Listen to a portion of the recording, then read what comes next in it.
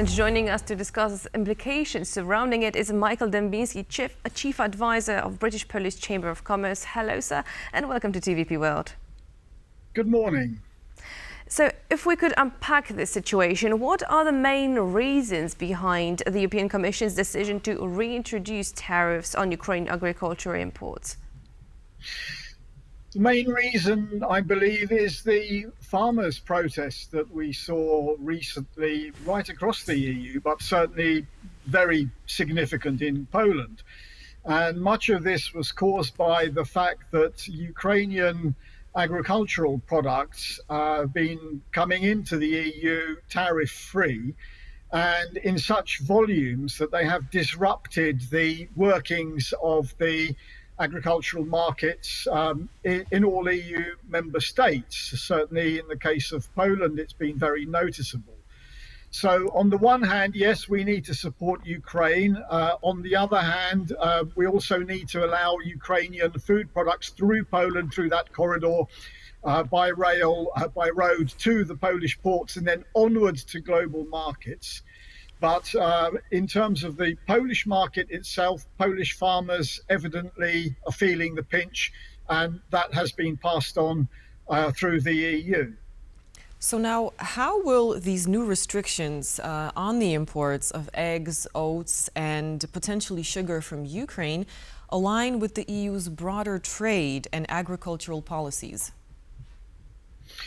The EU's agricultural policy has always been about putting the European farmer and the European consumer first. And if we're looking at the European consumer, then we have to look at their long-term and their short-term interests. In the short term, obviously, it's nice to have cheap eggs and cheap oats and cheap sugar. But in the long term, if that comes at the cost of destabilizing local farmers' production and local markets, then that is not good for the consumer in the long term.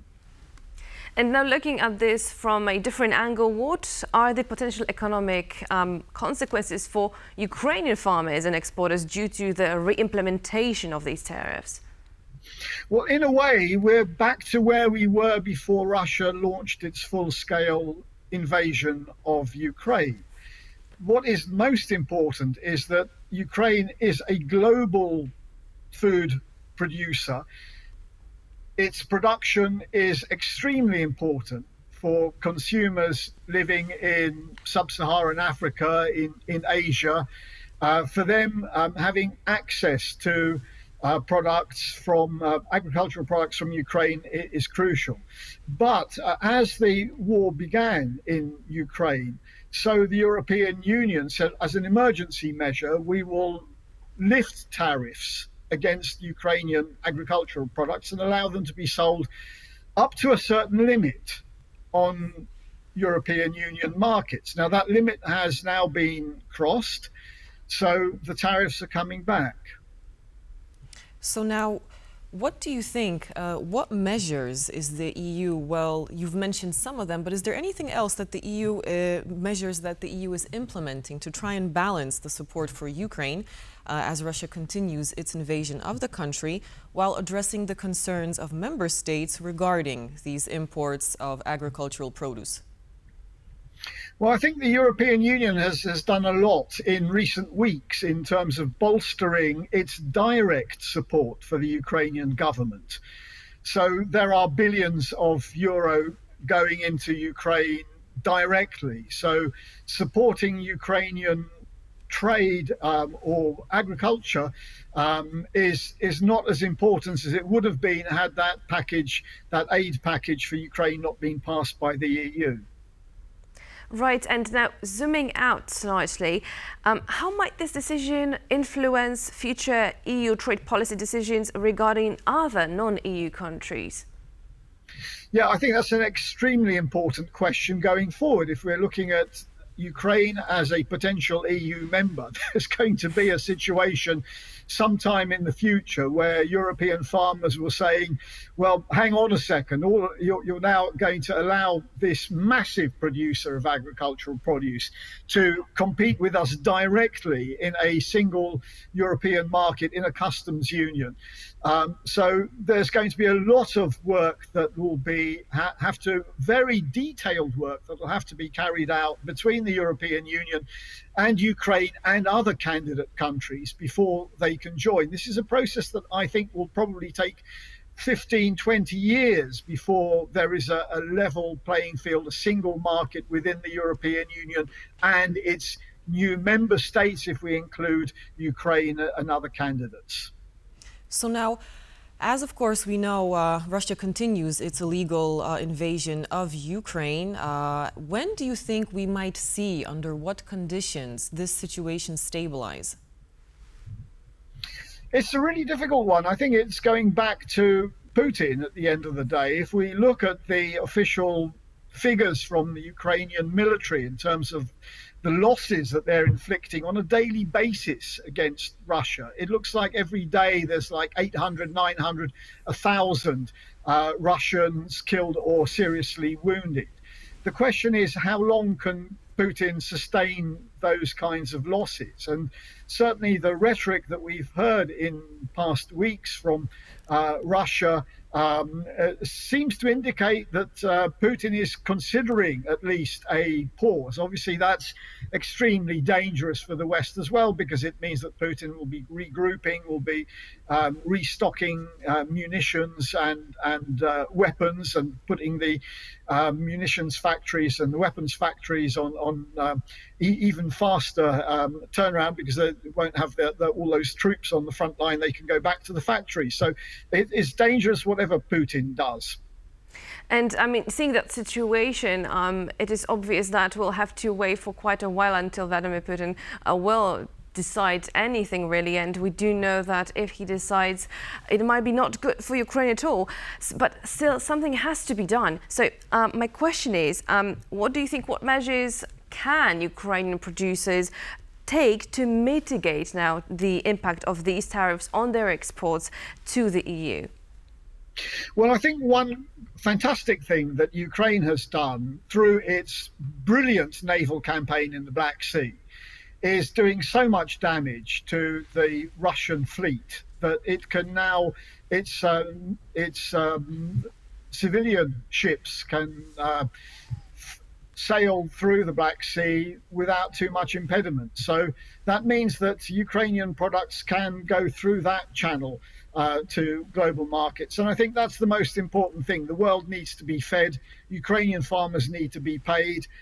So whether that grain goes through the Black Sea or by road or rail through Poland, through Polish ports, that's a secondary issue. The most important thing is that the world continues to be fed with Ukrainian grain. And usually economy and politics go hand in hand. So which leads me to my next point. What do you think are the potential political implications of the reintroduced tariffs within the EU and Ukraine? Do you see now any, let's say, similarities, any new, something that has arisen? Well, I think the most important thing is how this is received in Kiev. If the Ukrainian government understands the scale, the nature of the protests, and the danger of those agricultural protests that we saw in Poland and across the European Union in recent months, and they will understand that these tariffs needed to have been reimposed. So now you mentioned the protests in Poland. We also saw similar ones in France. What is it exactly? Why were these people out in the streets, and how much influence did they have on these decisions that are now being made and put in place? Yeah, that's an extremely good question. On the one hand, these tariff limits were set in place a long time before the farmers' protests. But then, on the other hand, with the European parliamentary elections that we've just had and the rise of the far right and the alliance between the farmers' protests and the far right, there is a feeling that the European authorities needed to do something to tone down the rhetoric, to remove some of these bones of contention from the farmers' lobby. Right. To perhaps sum it up, how do you see now the relationship between the EU and Ukraine going forward regarding this issue? Well, I think much of it also depends on things like ammunition supplies, new tanks, obviously the F-16s, the Mirage fighters that France has promised. If all of that is going ahead, and at the same time, European farmers are not unhappy. Farmers are always unhappy about something, whether it's the weather's too wet or too dry, or there's too much crop, or there's not enough crop.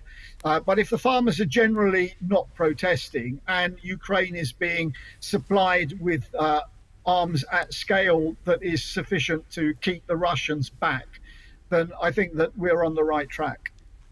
So now, what about, can you tell us, how will these, I know we've spoken a little bit about it, but how will these restrictions that are to be imposed, how will they influence the current trade landscape?